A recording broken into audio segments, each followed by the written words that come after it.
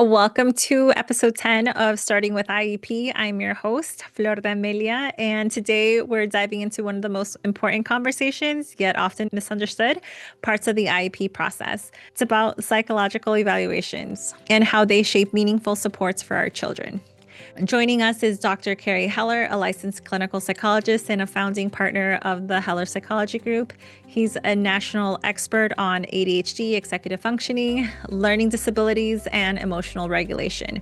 And he brings a practical, compassionate approach that blends traditional therapy with hands-on coaching. Dr. Heller works with children, teens, adults to strengthen organization, time management, and stress management skills, helping families turn daily challenges into opportunities for growth and confidence. Before we begin, don't forget to subscribe, like, and leave a comment, and please share this episode with a friend or another family who can benefit from understanding the IEP process more deeply. So grab your coffee, take a breath, and join me as we learn from Dr. Keller how data can become direction and information can become empowerment. Hi, Dr. Keller. I'm so excited to have you today. I know I was sharing my excitement before I hit record, but I'm even more excited now because I actually pressed record. So sorry, I'll try to contain my excitement. Hi. Hi. Yeah, thanks all for having me. I'm excited to be here. Yes. So we have so many questions. It might be part two. I hope that's okay. But let's start with the first one. But I have to just share really quickly. The reason why this is so important is because a lot of the times the families, they either have difficulty with IEP eligibility or they are just having trouble understanding it, or every 3 years they have these assessments and then they don't know how big of a deal they are. So just having you here will definitely answer a lot of the questions that a lot of families have. So, the reason for my excitement. So, for new parents to the IEP process, what exactly is the psychological evaluation and why is it so important?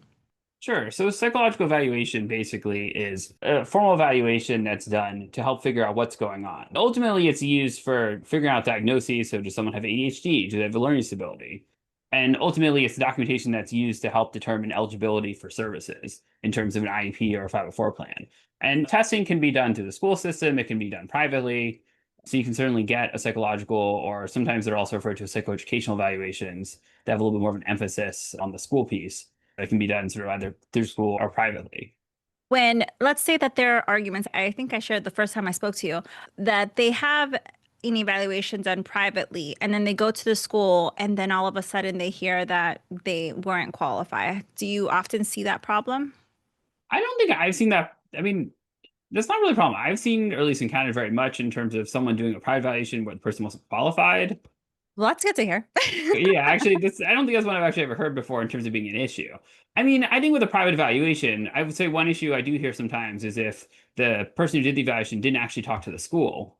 That creates a little bit of an issue because if the schools are looking at a report and trying to figure out what's going on, how can we help this child or teen, if you didn't actually talk to the school and get information from the school and what they're seeing, you're kind of missing a huge piece of it. It's Are you probably the most common thing I've seen if an evaluator has not actually talked to the school and tried to get in touch with them to get information from teachers to better understand the school's or teachers' perspective on what they're seeing. Because also with making certain diagnoses, like ADHD, for example, it's supposed to have an impact in multiple settings. So you can make an assumption based on what the child reports or the parents report, but getting some information from someone who's actually working with that person in the school environment is often really helpful. Yes, I want to say in Maryland, we have been very lucky, but this is something that I have heard from other states. But I am happy that you haven't heard about it in Maryland. And I love how you pointed out that the key here is for collaboration to occur. I was wondering that what kind of diagnoses can arise from a school evaluation?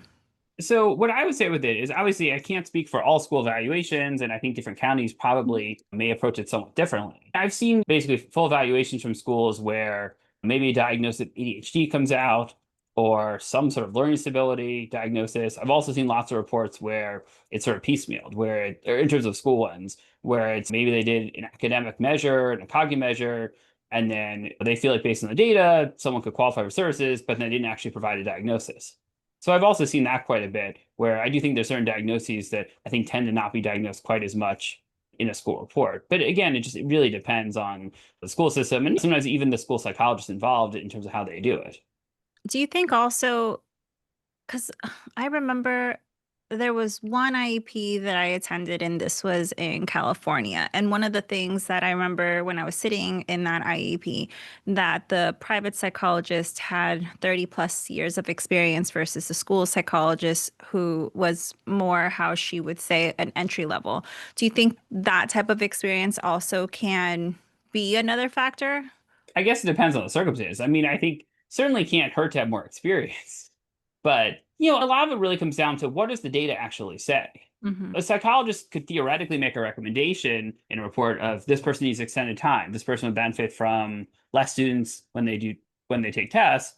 But it's really about not just someone saying like this is a recommendation that this child would benefit from, but looking at how does the data support that.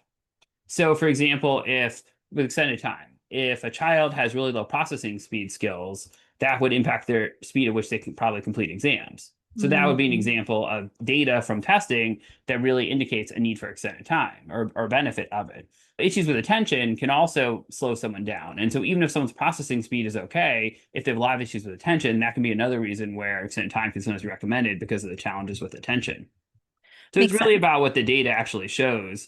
Yes, I guess it was an intense IEP meeting, I must say, because the school was saying nothing about the outcome has nothing to do with experience. And then the person that does have experience was just having a different discussion about that. But I do love how you did point out about let's focus on the data, because I think with the data, it will speak volumes. Can you tell us the difference between a diagnostic evaluation and an educational evaluation? Sure. The hard part of the terminology is that sometimes people use different kinds interchangeably. I think even probably different parts of the country, I would imagine there could be some variability in how people refer to it as. An educational evaluation is often viewed as one that minimum has academic testing. There are definitely evaluations that I've seen listed as educational that do also have cognitive functioning and or more or less a complete psychological or psychoeducational evaluation. But basically, it's a minimum, it covers education. The hard part, though, is so if you're looking at let's say, a learning disability, if you just look at someone's academic functioning, you may see gaps in someone's skills, but you don't really have a clear picture of what's actually causing these issues. Is it just a functional impact, let's say, and they have poor reading skills? Is there a deficit in processing speed that's impacting it? But if you only do educational testing, you don't actually understand the cognitive piece. So you don't really look at processing speed. You would just get reading skills, basically. So that's why doing like a full comprehensive evaluation is really helpful because you get a much broader sense of what's going on and to actually understand why something is occurring, not just that it is. I mean, because if someone's going to go and do testing, if the referral question is, my child has a hard time understanding what they read, certainly it's highly possible when you do educational testing, you're going to get that information may be validated if someone does poorly on a reading comprehension task. But just by doing that reading comprehension task, even if you acknowledge that is true, that does seem to be the case, that's not the whole picture because you don't really know from this. Is it just that they have a hard time with comprehension? Does it expand to, let's say, comprehension in general in terms of hearing things, or is it just Mhm. with reading? Is there an attention piece that could be contributing? But the problem is if you just do a measure of academic functioning, you're missing kind of the whole understanding of what actually could be going on. No, I love how you broke that down. Thank you. I think a lot of my families that I have encountered with, a lot of the time they take their school evaluation of autism, for example, and then they try to get certain services, and then their insurances goes on and tell them, no, you need a medical diagnosis, and the school diagnosis doesn't do that for their insurances. So that was really good how you explained about those components, so they can have a better understanding of both. Yeah, it can definitely be hard sometimes to understand the nuances of this. And I think this definitely creates a lot of confusion because the school's purpose of doing testing is to look at the functional impact academically, Hmm. usually. Their focus is usually not on the medical piece. And some of the reports will often say, we can't provide a medical diagnosis. And so the first place to often go is to a pediatrician, just because oftentimes they have at least a basic working knowledge of the intricacies of what someone needs to do if there's a concern around autism. Even if they got a diagnosis from the school, if that's not sufficient for what they need, they may be able to direct somewhat. Or, sometimes people at school will be able to direct it out as well. But I think it's always important to ask people what to do if you're not sure, so you don't get into a position where you're stuck and don't really know what to do. Yes, I agree. I do have families that they finally get a diagnosis, right? Especially the ones that have waited for 2+ years to get their evaluation for someone to have their child see if they have autism or not. And then one of the things, because they waited so long and they saw the struggle, sometimes they don't see the benefit in, because again, these families are under a lot of stress. So they're like, well, they already have autism. How much more, or is it important to get like an additional diagnosis, such as like checking if the child has trauma or anxiety, ADHD, or emotional disabilities? Can you tell us how it would differ, but also the importance of kind of understanding the child as a whole? Sure. So if you're thinking about doing an evaluation, one question I always ask people, if they're sort of on the fence about doing evaluation is, what do you hope to get out of it? Hmm. Because for some people, it's the documentation to get accommodations. For others, it's better understanding of their child or some combination. But a lot of it's also looking at what are you going to do with the information? Because, for example, with ADHD, if it's pretty clear cut that someone has ADHD, doesn't seem to be any concern of anxiety, depression, really anything else, well, obviously, you want to be very thorough in figuring out what's going on. But certainly, there could be cases where you may not necessarily always need as in-depth testing if there's really no other possible issue going on that you could to figure out. But the problem is then that, or I guess the issue in this is that is that deciding. So in that example, is it worth doing all the testing if you Hmm. just want a diagnosis? It's the idea of what is end goal. So if you're not planning to do any sort of different interventions based on what testing shows, you don't get as much out of the testing. If you use the testing results to help guide treatment, because even if someone already has a diagnosis of autism, how you may approach the treatment for them as an individual person is going to vary based on what other comorbid things there are. And so that's where I think you get a lot of value, even if they have a diagnosis already, of doing testing if it's going to give a clear picture of of what else is going on also. Yes, my daughter has the category of multiple disabilities because she has a severe form of epilepsy. She has autism. She has traumatic brain injury due to her seizures. So there was just so much going on that we just had to add that category best. I identified her, but it definitely was also a struggle because the school felt more comfortable doing the autism, but then my private team wanted to share really strongly that it was just a better picture just getting the other diagnoses. So yes, that's why we wanted to get more from just sharing why our family did that is because we were seeking certain accommodations that may not have be seen as fit if we didn't get those. So thank you for sharing that part. And how does a psychological evaluation connect to IEP eligibility categories, which I know I just touched a hint on under IDEA? Usually, in order to get some sort of accommodations, usually has to be some sort of diagnosis. And so different diagnoses tend to connect to some degree with different levels of support. But it's also not just about having a diagnosis, but it's about the functional impact on education. So, for example, someone just because someone has a diagnosis of ADHD, it doesn't automatically mean they qualify for services. Hmm. If someone has ADHD and there's a functional impact on their academic skills or on their active functioning at school, then presumably they would qualify for accommodations. And so I think that's just a really crucial thing. That's not just about the diagnosis itself, but it's about the functional impact of the symptoms from the diagnosis on academic functioning that will often warrant sort of the accommodations. Then, how does a late diagnosis in adolescence or adulthood change in the IEP process? I don't work in the school, so I can only No. sort of speak to this general knowledge. But I mean, I don't know that it dramatically would change things because it's still the process of you still have to go through the eligibility process to determine if someone is eligible for accommodations. If someone has testing when they're 16 or 17, they still can then apply for accommodations, go through the process and determine eligibility and then get supports put in place. Obviously, they're not going to have them in place for as long before they graduate high school if they're doing testing much later, but they still be eligible to get accommodations to then set up some sort of transition plan for after high school. Yeah, I have a lot of individuals. So I speak to a lot of Spanish speaking families, and a lot of the times they just have difficulty, the families understanding or accepting like that depression is real. And sometimes if their child is low support needs, they might not really see or understand that that is autism. So then when the adolescent is now able to do their own testings, for them, I'm not sure if you had that experience or to talk to someone that went years without knowing that they didn't have that diagnosis. Have you seen them have difficulty accepting it or about their emotional health, mental Yeah. state? What I can say to that is that it's definitely important for kids and teens to have some knowledge based on a variety of factors of, what they have or at least what the symptoms are due, because it can, certainly at a younger age within reason, it can help to create a better understanding and acceptance. It is a lot harder if someone's had a diagnosis the whole time, the parents never said anything, And then suddenly they realize it. Because part of it also is as kids get older. For example, in the IEP process, a lot of times in the high school years, and sometimes even middle school, kids are brought in for at least part of the meeting each year. And so at that point, clearly there's some recognition that they have or there's some reason why they get the accommodations. The other problem is that also when kids get older, at some point, for example, when they graduate high school, if they go off to college and apply for accommodations, they have to give a copy of the documentation to someone in the disability support services department and probably talk through stuff. And so it's sort of awkward if they have absolutely no idea why they have trouble and why they have accommodations. And it's probably a lot more jarring at that point suddenly to realize, oh, they've had this diagnosis for many years and their parents never told them.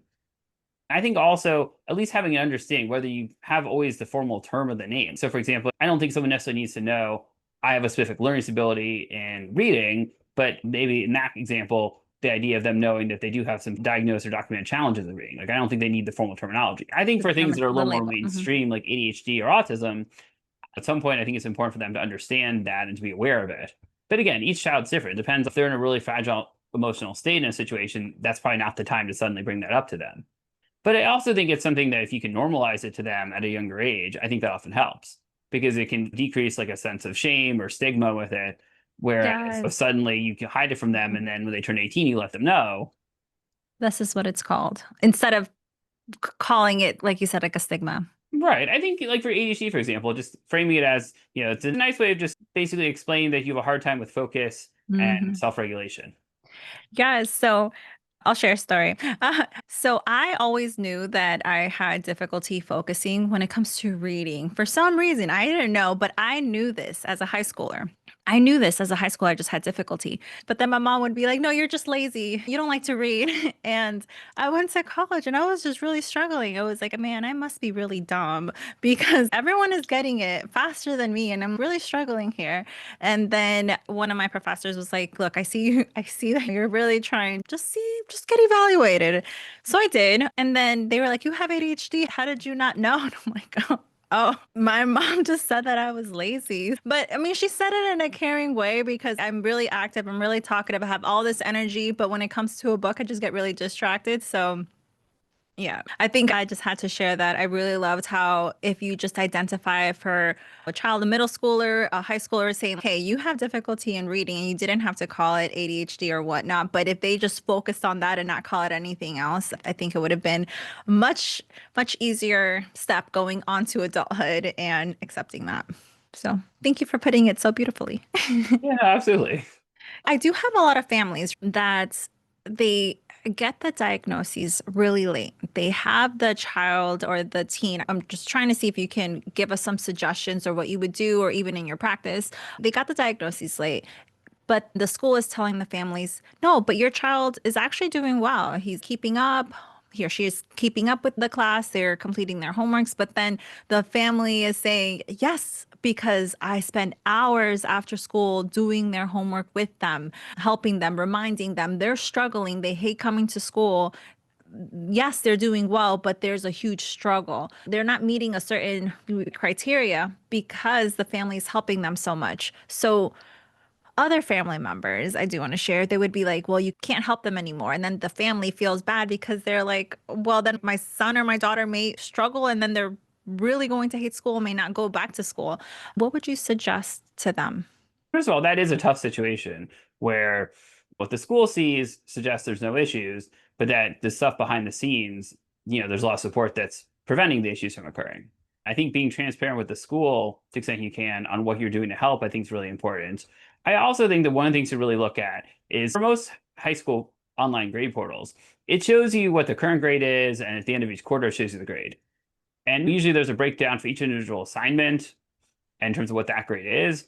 But what you don't see, and most pros, as far as I know, don't really have a record of this, is what were the grades like on a week by week basis. So one thing you could really do is take a Mm. screenshot or some sort of proof of what were the grades each week and how many missing assignments were there. Because what I've seen quite a bit is that for school systems that allow kids to make up assignments pretty late into the quarter, there can be kids that pretty much have failing grades for most of the quarter. And then basically if they get all the work in or enough of the work in the last week, the grades look a lot better than they did for the entire quarter. So basically, if you can show Mhm. evidence of, here's how many missing assignments that they had, here's what the grades actually look like, and how they did and how the final grade isn't necessarily truly representative in the same way that you might expect. That's one way that can sometimes help to show the school. The other piece of it, and again, this is also one of the situations where I think getting a private evaluation can often be really helpful, because if the school is saying that everything looks fine, especially if they're saying we're not even going to do testing because we think everything's fine, that's where getting a private evaluation can sometimes expedite the process, because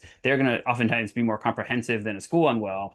And so it basically gives you a lot more data to work with. They'll probably review writing samples and report card and look at other things a different way than a school may to start. And so then you have a lot more data to go off of. Plus, if the first time you contact the school is, here's this evaluation we have, we want to pursue some sort of supports, and it's clearly documented, it probably makes it a little bit harder for a school to suddenly say everything looks fine. It's certainly possible and they still could, but if you go in from the start with a lot more data to support the challenges, it's probably a little bit harder for them to say, oh, the child looks fine, there are no issues we see. Wow. I just had to say wow because I just love how you're so data driven. This is so great because I love how you gave them the idea to screenshot, and a gentle reminder to do check. I have to do that for my own teenager that's in high school. I have to do better on that, by the way. But no, yes, this is good to screenshot. You are correct. By the end of the semester or the quarter or whatever period that they give, depending on if they're in college or in high school. It does depend. And also with some accommodations in college, there are some accommodations in some universities that they say that they are allowed to turn in whole semesters worth of work at the end. So their grades can be shifted and then they have to keep on turning on that accommodation every quarter to every professor. But yes, you're right. In order to have that practice, we better practice that to the high school. So what you just gave is gold. So thank you so much for sharing that. Yeah, absolutely. No, that was great. Now we're going into the different types of assessments. So I think this is really important. And the reason why I think this is really important is because a lot of families ask me, and I really thought that I really need to ask you about this because I think I was telling you earlier that I didn't want to water anything down or simplify it too much, but they need to have enough information for them to know what they are asking for. Because a lot of the times they ask, what psychological assessments should the school be using? And the reason why they're asking this is because sometimes they don't give them options or they don't give them enough information. So I just wanted to ask you if you can give us the most common assessments and then if you can let us know more information about that. Sure. The thing with assessments are that the idea is if you're doing testing or an evaluation or something, the first thing you want to figure out is what information do you need? Hmm. Because then you can work backwards and figure out what measures would give me that information. And for most things you're going to assess, there's more than one measure out there that will get you the information that you need. Again, some measures are far more common than others. Some school systems use these, some don't, but as far as, let's say, cognitive functioning goes, or sometimes referred to as intelligence, like the Wechsler or the WISC 5 or the WAIS 5 now for 16 and up, I think it's probably among the most commonly used IQ tests. But again, not all school systems use that. Some do, some don't. And it doesn't necessarily mean that a test in itself is bad because it's not as commonly used one. So the idea, it's not just about the actual test used, because for example, with academic functioning, probably I would say the Woodcock-Johnson test of academic achievement and the Wechsler individual achievement test, fourth edition, are really probably among the two most commonly used academic functioning measures. But there's others that, for example, the Kaufman test of educational achievement, third edition, I'm sure there are others as well, that may give a fairly comprehensive measure. But as long as the test is standardized and has good norms, you're still going to get useful information from it. So it's really more about what information you get from it rather than the specific test used. Because sometimes I'll get questions if someone's heard something about a measure and they'll ask, do I use this measure? Sometimes I do, sometimes I don't, but I'll explain why. Can you use those together? Yeah, when you talk about what sometimes is referred to as a psychoeducational evaluation, by definition, technically you need to have a cognitive measure and an academic functioning measure. Theoretically, I think that would qualify as a psychoeducational evaluation. Obviously, if you only do those two measures, you're missing a huge amount, and it would be very hard to get a thorough, it wouldn't be thorough at all. But those are like the two biggest tests used in a psychoeducational evaluation. So yeah, usually you would, oftentimes for doing a full evaluation, you would use both tests because you want to look at what is their cognitive functioning. So processing speed, working memory abilities, to some degree verbal skills, but then also pair that with what are their academic skills actually like. So in terms of reading, writing, math, language. I guess I asked that because sometimes there are different, I think it was in Texas, where they were saying that they do not do them together. They have to do it in different. periods, but this was in their triennial. But you're saying that it can't be used together. Yeah. Or sorry, do you mean administer like at the same time, or do you mean It was during a triennial whenever they typically do these assessments that the parent was asking if both can be done because she wanted a new one because the last one wasn't updated 6 years prior to that. it's possible a school system, and again, I don't know anything Mhm. about the school district, but it's certainly possible schools may have times a year that they do certain tests in. But the other thing though is if the tests aren't done at the same time or close to each other, it's a little hard to fully compare the results of them because there's basically snapshots of someone's functioning. For example, if you have someone's WISC-5 scores from 2 years ago and you have academic functioning measures from last month, obviously they're a different age and grade for the Mhm. academic functioning measure that's more recent compared to how old they were when they took the WISC-5. And so it's still useful data. I mean, doing Mhm. it like within the same month is probably the most ideal. I mean, Deal. the thing also is, while there probably are some sort of variations where they do everything in one day and may do the WISC or any other cognitive or academic functioning measure all in the same day, it's a lot of testing for someone to sit through in one day. And so a lot of times for thorough evaluations, oftentimes they're broken up into at least 2 days because if you try to cram so much in, kid's going to lose focus, and so you may not get quite as accurate of a picture either. But again, each person's different, and if the focus is not an issue, it is probably easier to do more testing in one day for someone. I know you mentioned those, but in one psychological evaluation, what would be the battery of assessment that you commonly see schools do? I think it's really hard to say for a school to commonly do because I've seen tons of school reports. There's I some know. where at least it's like a full evaluation altogether, but there are a lot of ones where I'll get, here's a report at some point in this time period that did some sort of cognitive functioning measure. Here's this report that did oftentimes the Woodcock-Johnson test of achievement. So it really varies in terms of the school. But again, sometimes it's the WISC or the Woodcock-Johnson, and sometimes I see some rating forms, but it really varies. So it's hard to give like a general, here's what I see in schools. Hmm. And then can you tell me about the difference between the Violin and the ADOS 2? ADOS, and I'll preface this in the ADOS is not something I'm trained in. It's a specialized measure for autism. Mm-hmm. It's a very comprehensive measure, and based on what you're assessing within autism, it can be extremely helpful. The Vineland, if it's the one I'm thinking of, it looks at adaptive functioning. My recollection of it is that it focuses more on adaptive functioning in general, not necessarily on autism direct.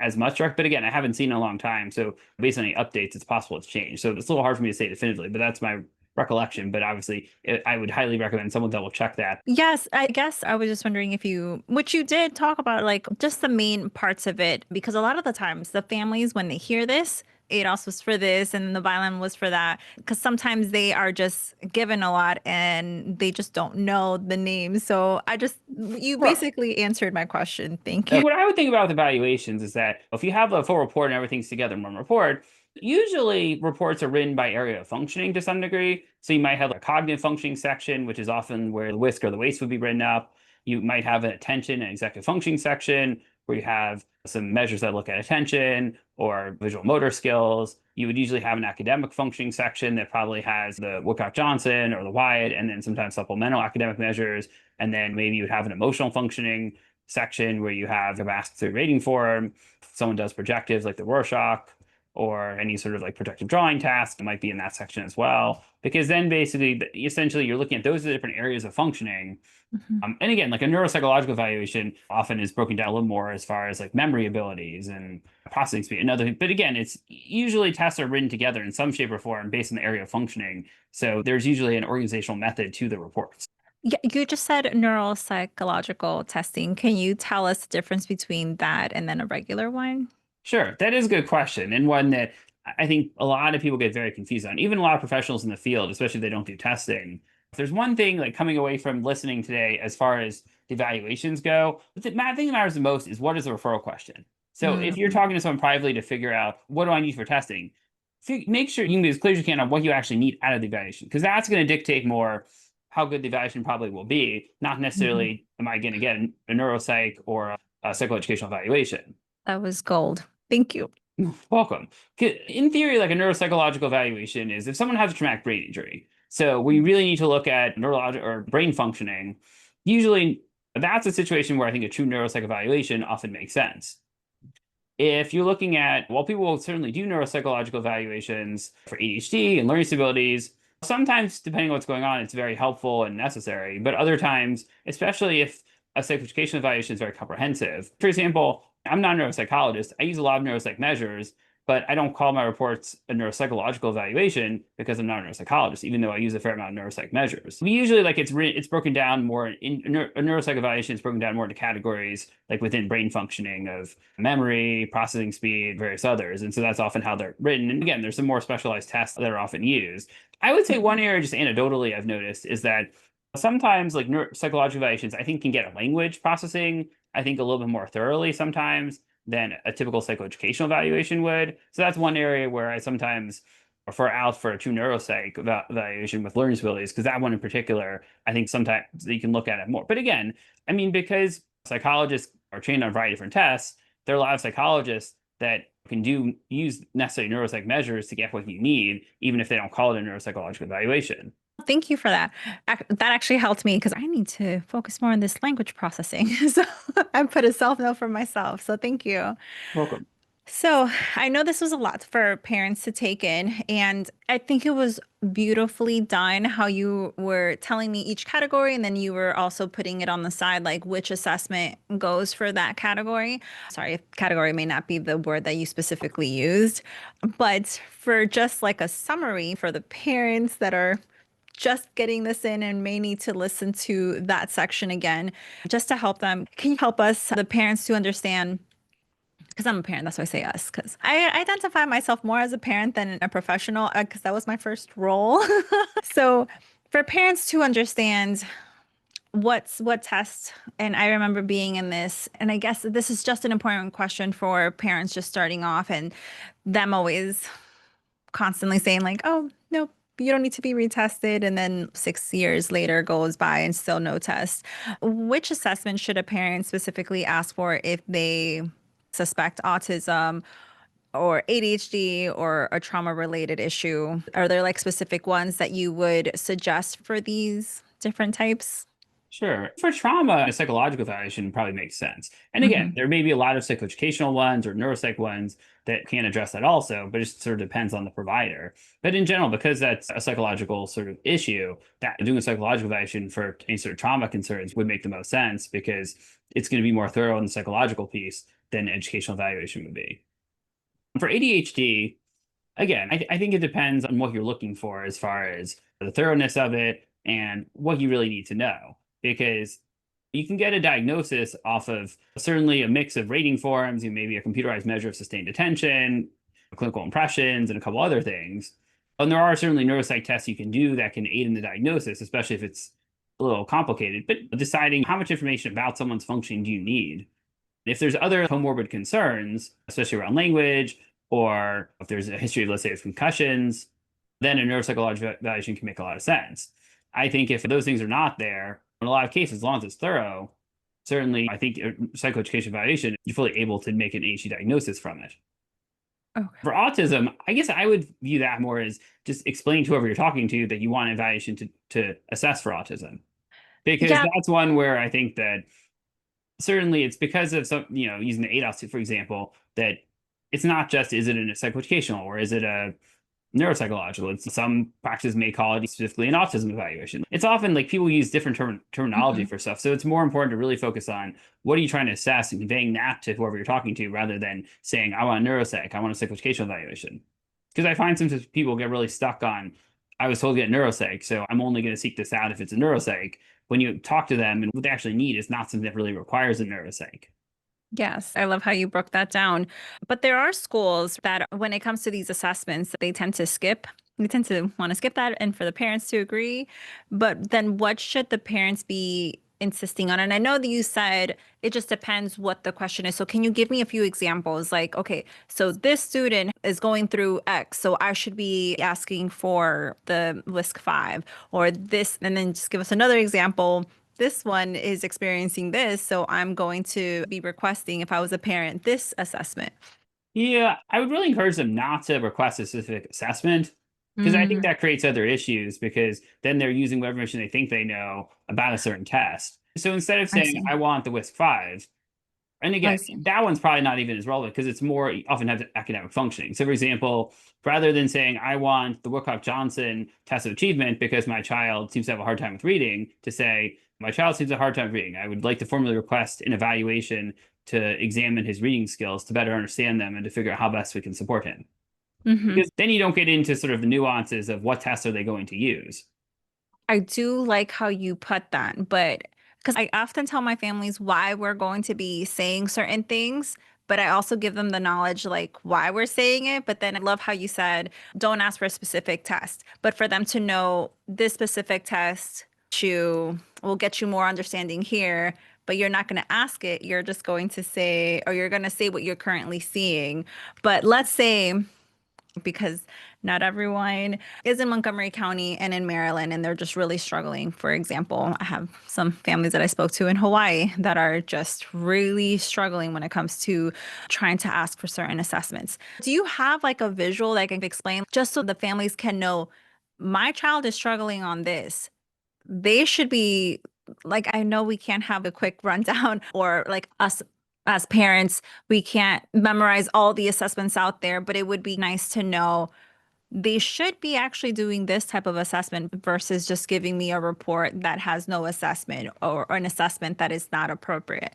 So, for example, I'm a behavior analyst, so I know sometimes people do an assessment that is not appropriate for the age. Like there's a teenager, but they're doing an assessment that's more gauged for little tiny like babies, like preschoolers, but this is a teenager. So then I often tell my families like, hey, this is actually not an appropriate type of test for your child. And let me tell you the differences between these assessments. But I'm not going to be like, don't demand for this, but demand because of the age, just so I think we're on the same page, but I was just wondering for those parents that don't have the systems here in Maryland or in Montgomery County specifically, where I want to say that I felt very blessed because when I go and talk to other states or other counties, I'm just in shock. And I was like, actually, it really do depend on my team, my school team to give me the information. But it's just sad to sometimes, it's just sad to know that not everyone is doing their part with the families and sharing that. But I wasn't sure if you had a visual to better explain that. I don't have a sort of visual that I can think of that I have to sort of directly explain that.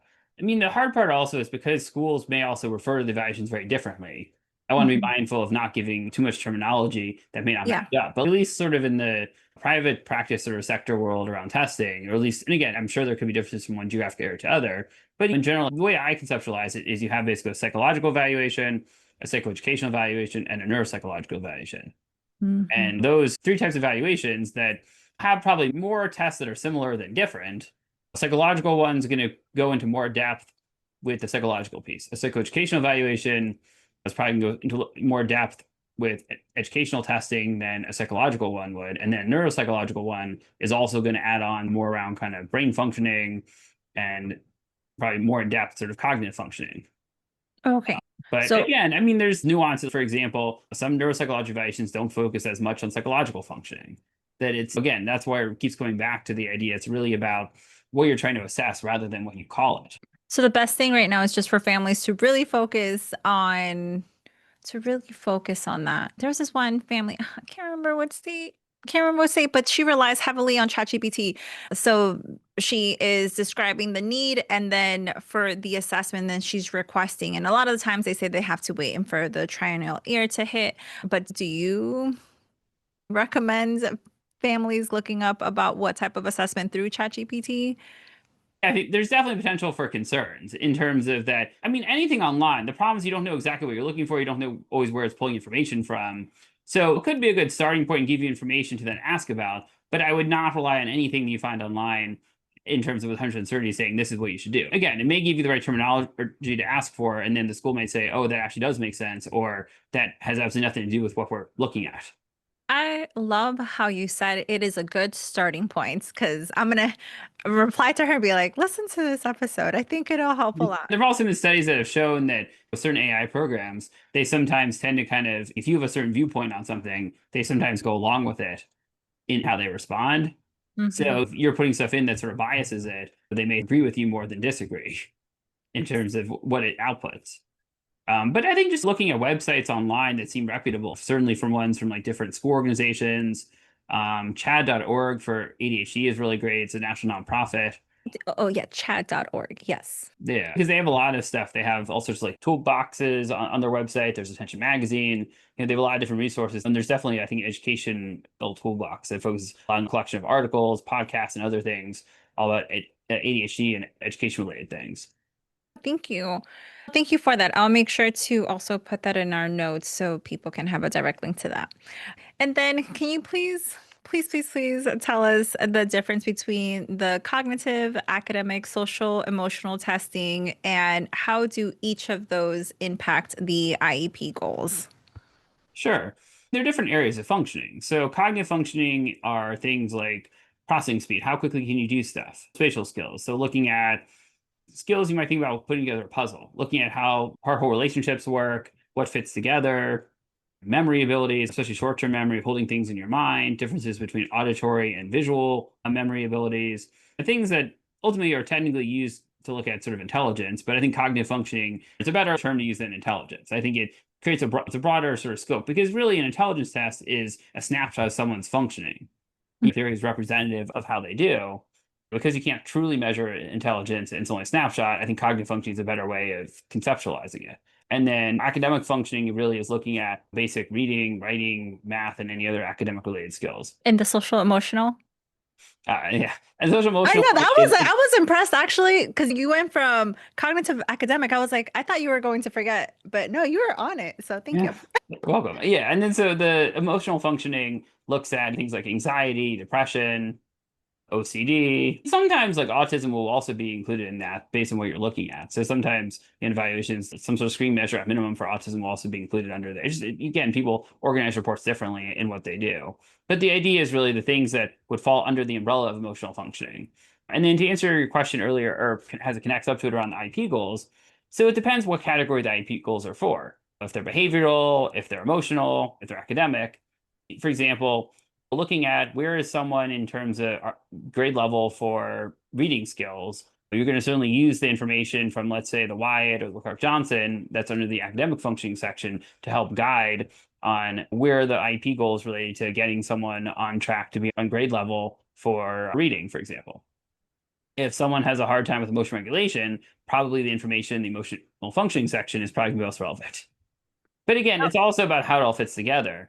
Because while you have each section of a report, ultimately it's a summary or diagnostic impressions or however it's referred to in individual report of what does it all mean together that's often the most useful to better understand the total goals. Because you can sometimes, for example, if there's the behavior of someone has a hard time focusing, that could be due to several things. It could be due to anxiety, it could be due to ADHD and trouble focusing, it could be due to depression, it could be due to OCD. So you could have the same functional sort of symptom, but there can be a variety of different causes.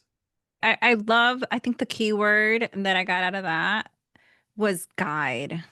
That's it. That was great. I think for this episode, I will be making like a visual with what you just said because I thought that was really impactful for our listeners. So I'll share that with you and just get your approval on it just to make sure we're on the same track. Sounds good. But I'm so sad because we're close to our mark. But can I ask you one last question? Well, actually, two questions. One might be a little bit shorter than the other. Sure. Okay, thank you. Thank you. Thank you. So, how should parents interpret the percentile ranks, standard scores? I know that's actually a hard one, or scale scores when they are reading reports. I know this is something that once parents see, they had to flip over the next one and look for the summary. So, can you help us find a better way to just digest this information? Sure. My first suggestion would be if you're not someone that really knows a lot about percentile ranks and scores and all the statistical pieces of it, I would definitely be mindful of not jumping to conclusions by looking at something. I guess even if you know that stuff well, I would still probably recommend not jumping to conclusions.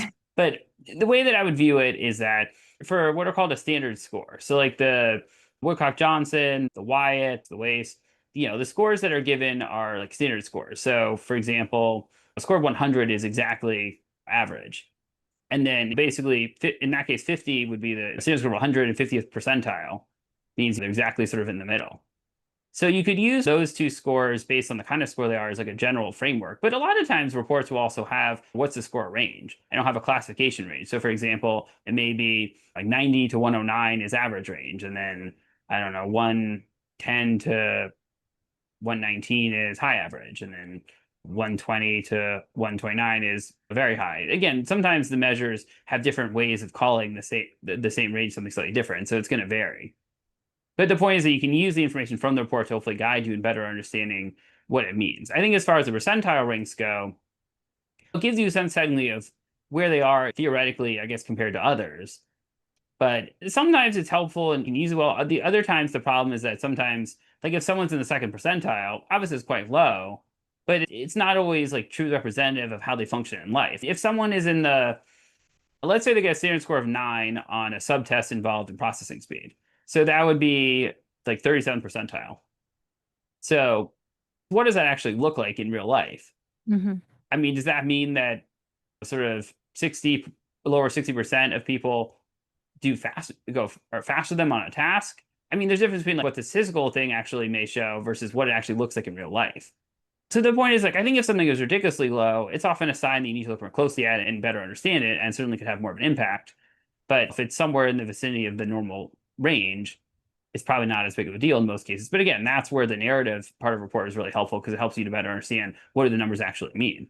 Oh, I'm trying my best not to do a tangent question off of that.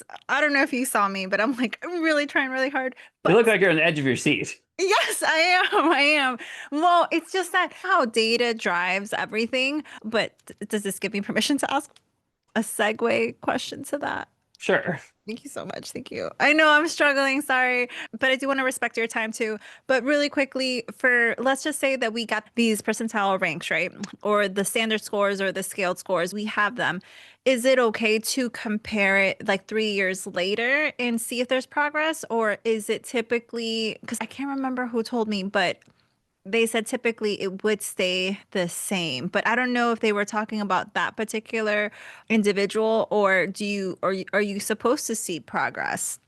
It depends on the type of measure and what's going on. So, for example, cognitive functioning in theory is supposed to stay pretty stable, especially as someone gets older. Hmm. Because also remember that's also it's scored based on usually age or grade-based norms depending on the measure.